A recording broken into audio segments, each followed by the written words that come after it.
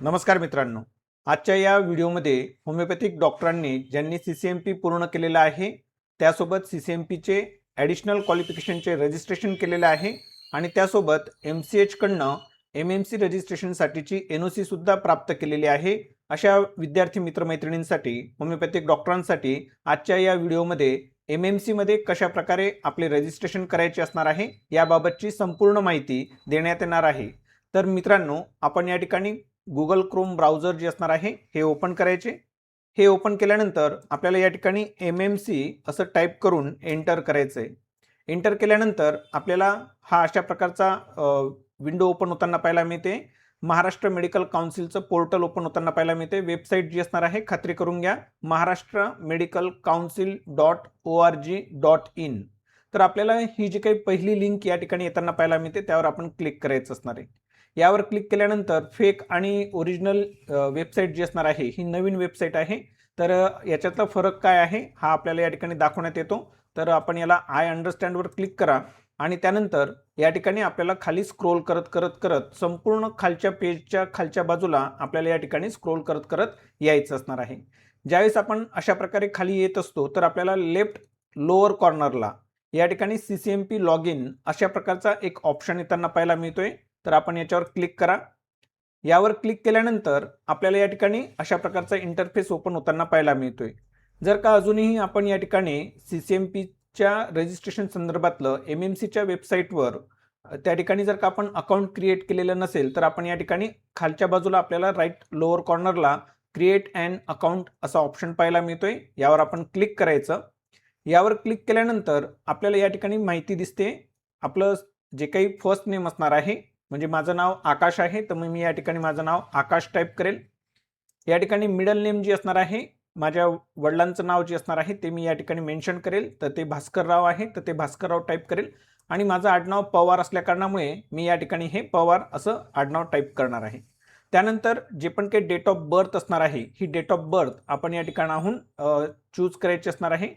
त्यासोबत आपला जो पण काही व्हॅलिड ईमेल आयडी असेल तो ईमेल आयडी या ठिकाणी टाका। त्यासोबत मोबाईल नंबर टाका आणि जो कुठला पासवर्ड आपल्याला या ठिकाणी तुम्ही ठेवू इच्छित आहात तो पासवर्ड या ठिकाणी सेट करायचा। पासवर्ड सेट करताना यामध्ये जे पण काही तुम्ही वर्ड लिहिणार आहात त्यातलं एक कॅरेक्टर जे असणार आहे, एक अल्फाबेट हा आपल्याला कॅपिटल लेटरमध्ये असला पाहिजे।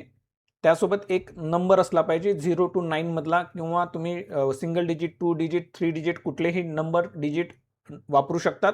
आणि एक स्पेशल कॅरेक्टर आपल्याला असलं पाहिजे, म्हणजे स्टार असला पाहिजे, हॅश असला पाहिजे, @ असला पाहिजे। अशा स्वरूपातले स्पेशल कॅरेक्टर्स आपल्याला या ठिकाणी सिलेक्ट करायचे।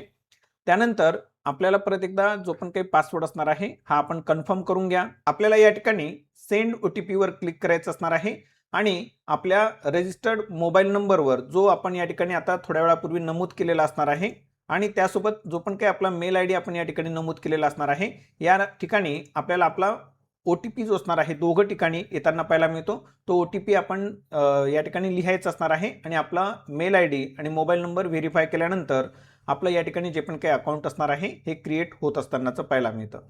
अकाउंट क्रिएट झाल्यानंतर साइन इन वर क्लिक करा किंवा या ठिकाणी तुम्ही परत होम पेजला जाऊन साइन इन वर क्लिक करू शकतात। त्यानंतर जो पण काही मेल आयडी आपण या ठिकाणी पूर्वी टाकलेला असणार आहे तो मेल आयडी आपण या ठिकाणी लिहायचा असणार आहे। मेल आयडी टाकल्यानंतर आपण आपला जो काही पासवर्ड असणार आहे अकाउंट क्रिएट करताना टाकलेला तो आपण या ठिकाणी मेन्शन करायचा असणार आहे।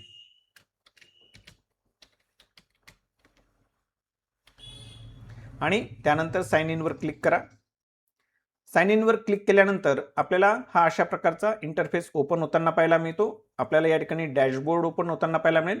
राईट अप्पर कॉर्नरला आपल्याला या ठिकाणी आपलं जे काही नाव असणार आहे हे येताना पाहायला मिळतं। यानंतर आपण CCMP फॉर्म या ठिकाणी अप्लाय नाऊ वर क्लिक करायचं असणार आहे।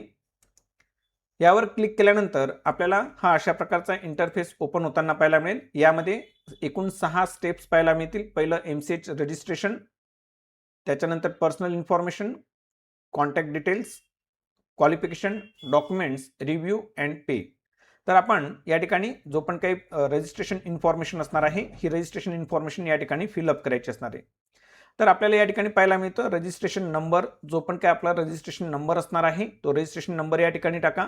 त्यासोबत या ठिकाणी आपण रजिस्ट्रेशन डेट जी असणार आहे, रजिस्ट्रेशन सर्टिफिकेटवर आपल्याला आपल्या रजिस्ट्रेशनची डेट येत असतानाची पाहायला मिळते.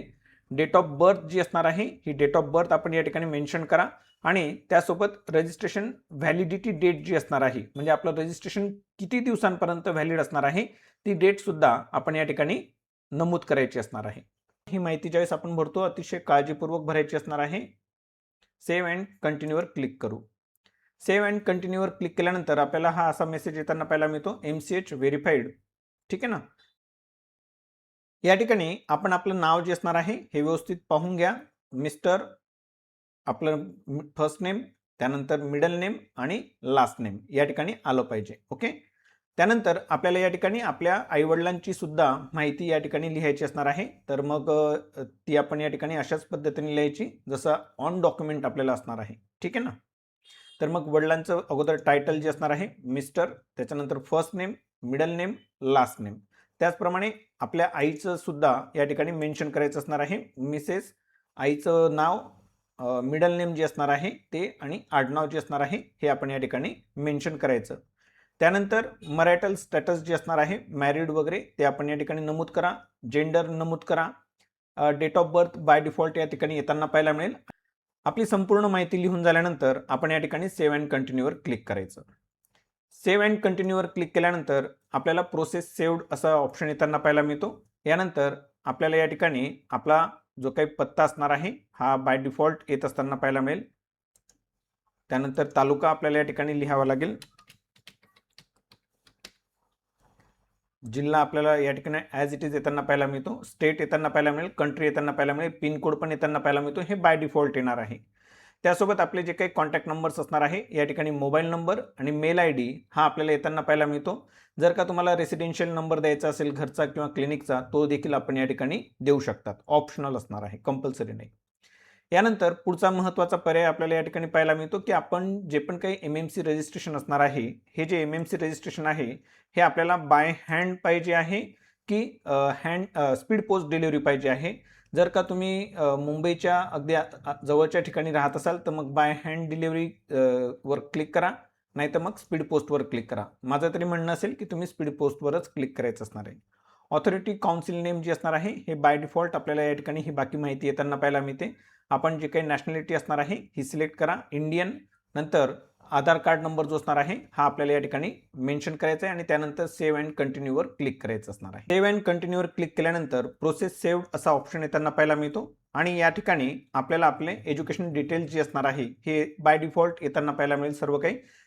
तर एक्झामिनेशन काय असणार आहे, तुमचं कॉलेज कुठलं असणार आहे, युनिव्हर्सिटी कुठली असणार आहे, पासिंग इयर कुठलं असणार आहे, हे आपल्याला बाय डिफॉल्ट येताना पाहायला मिळतं. यानंतर आपण या ठिकाणी पुन्हा सेव्ह अँड कंटिन्यूवर क्लिक करायचं असणार आहे. सेव्ह अँड कंटिन्यूवर क्लिक केल्यानंतर आपल्याला या ठिकाणी आपले पुढे जे काही डॉक्युमेंट्स असणार आहेत या ठिकाणी अपलोड करावे लागतील. मग यामध्ये आपल्याला आपला जो काही पासपोर्ट फोटो असणार आहे हा अपलोड करायचा आहे.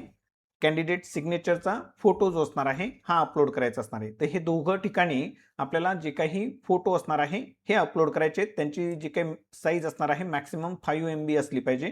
फॉर्मॅट जो असणार आहे हा JPG फॉर्मॅट असला पाहिजे. यानंतर आपल्याला या ठिकाणी proof of date of birth यासाठी आपण school leaving certificate, birth certificate, SSC passing certificate, passport यापैकी कुठलं तरी एक कागदपत्र या ठिकाणी PDF फॉर्मॅटमध्ये आपण अपलोड करायचं असणार आहे. त्याची जी काही मेमरी साईज असेल ती 5 MB असली पाहिजे. CCMP पासिंग किंवा डिग्री सर्टिफिकेट. तर CCMP पासिंग सर्टिफिकेट म्हणजे विद्यापीठाद्वारे जे पण काही आपल्याला CCMP पासिंग सर्टिफिकेट मिळतं ते, किंवा CCMP डिग्री सर्टिफिकेट जे असणार आहे की ज्या ठिकाणी विद्यापीठाद्वारे आपल्याला आपला फोटो पाहायला मिळतो तो असणार आहे डिग्री सर्टिफिकेट. आणि पासिंग सर्टिफिकेट एक छोटंसं सर्टिफिकेट आपल्याला पाहायला मिळतं, ते आपण अपलोड करायचं. पुन्हा एकदा ही PDF असली पाहिजे, त्याची जी काही साईज असेल ती मॅक्सिमम 5 MB असली पाहिजे. यानंतर NOC सर्टिफिकेट जी असणार आहे आपल्या होमिओपॅथिक काउन्सिलकडून आपल्याला प्राप्त होत असते. तर ती NOC जी असणार आहे त्याची PDF जी असणार आहे ही पण आपण या ठिकाणी अपलोड करायची आहे. त्यासोबत certificate of registration issued by the MCH. तर आपलं होमिओपॅथीचं BHMSचं किंवा DHMSचं जे पण काही रजिस्ट्रेशन असणार आहे ते या ठिकाणी अपलोड करायचं आहे. लक्षात घ्या, CCMP ॲडिशनल क्वालिफिकेशनचं रजिस्ट्रेशन जे असणार आहे ते या ठिकाणी अपलोड करायचं नाहीये. तुम्ही जर का पोस्ट ग्रॅज्युएशन केलं असेल तर त्याचं सुद्धा ॲडिशनल सर्टिफिकेट जे असणार आहे MCH द्वारा मिळतं, ते देखील या ठिकाणी अपलोड करायचं नाहीये. तर BHMSचं रजिस्ट्रेशन जे आपण सगळ्यात फर्स्ट टाइम करत असतो, तर ते आपल्याला या ठिकाणी अपलोड करायचं असणार आहे. त्यानंतर जे पण काही आपलं आधार कार्ड असणार आहे, हे आधार कार्ड आपण या ठिकाणी PDF जी असणार आहे त्याची अपलोड करायची. ओरिजिनल आधार कार्ड या ठिकाणी अपलोड करायचं, झेरॉक्स वगैरे अपलोड करू नका. आणि यानंतर सेव्ह अँड कंटिन्यूवर क्लिक करा. तर ज्यावेळेस आपण आपले सगळे कागदपत्र अपलोड करतो आहोत, तर पुन्हा एकदा या ठिकाणी खात्री करून घ्या की आपण योग्य ठिकाणी योग्य कागदपत्र अपलोड केलेले आहेत की नाही.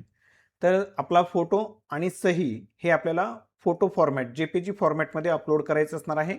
यानंतर आपलं लिव्हिंग सर्टिफिकेट, बर्थ सर्टिफिकेट किंवा SSC पासिंग सर्टिफिकेट यांची PDF आपण या ठिकाणी अपलोड करा. त्यासोबत CCMP पासिंग सर्टिफिकेट किंवा डिग्री सर्टिफिकेट या ठिकाणी अपलोड करायचं असणार आहे. त्यानंतर NOC ही आपल्याला लक्षात घ्या, ही MMC रजिस्ट्रेशनची NOC असली पाहिजे, खात्री करून घ्या आणि मग अपलोड करा. त्यानंतर आपलं जे काही BHMSचं रजिस्ट्रेशन असणार आहे, DHMSचं रजिस्ट्रेशन असणार आहे, हे आपण या ठिकाणी अपलोड करायचं असणार आहे. आणि आपला आधार कार्ड जो असणार आहे, हा आपण या ठिकाणी ओरिजिनल त्याची PDF आपण अपलोड करायची असणार आहे.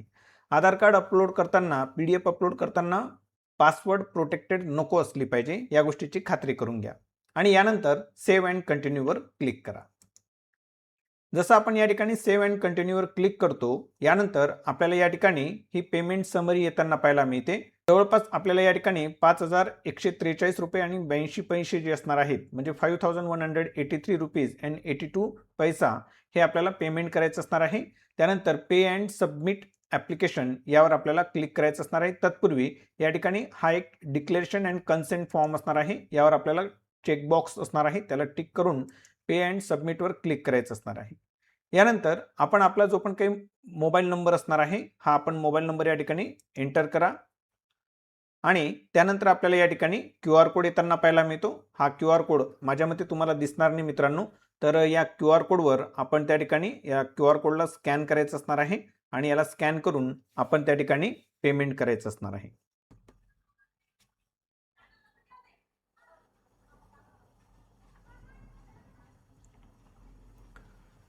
QR कोड स्कॅन केल्यानंतर आपलं पेमेंट सक्सेसफुलचा या ठिकाणी आपल्याला मेसेज येताना पाहायला मिळतो. यानंतर व्ह्यू सबमिटेड ॲप्लिकेशन जे असणार आहे, यावर आपण क्लिक करायचं. अशा प्रकारे आपल्याला या ठिकाणी ॲप्लिकेशन सबमिटेड असा ऑप्शन येताना पाहायला मिळेल आणि या प्रकारे आपण आपलं MMC रजिस्ट्रेशन जे असणार आहे, हे आपण करू शकतात. धन्यवाद मित्रांनो.